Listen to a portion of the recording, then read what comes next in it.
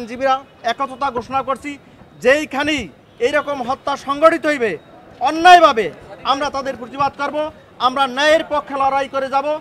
একটা ছেলেকে, যে ছেলেটা একটা মানসিক প্রতিবন্ধী, মানসিক ভারসাম্যহীন, সেই ছেলেকে হাসি হাসি করে এই নৃশংসভাবে আসামিরা হত্যা করেছে, পরিকল্পিত হত্যা করেছে এবং দেশের অস্থিতিশীল পরিস্থিতি সৃষ্টি করার জন্য আজকের বিবেকে নাড়া দিয়ে সারা বিশ্বকে বিবেকে নাড়া দিয়ে দিয়েছে।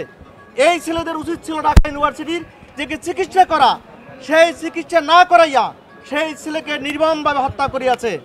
এবং একটি বিষয় আদালত যেটা বলেছেন, আদালত আমাদেরকে আসামি দেখাবেন।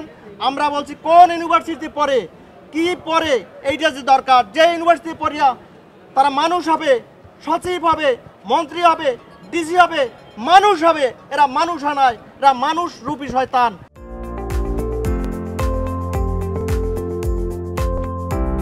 এরা একটা জানোয়ার, এদের নির্ভীকতে এরা মানুষকে হত্যা করে।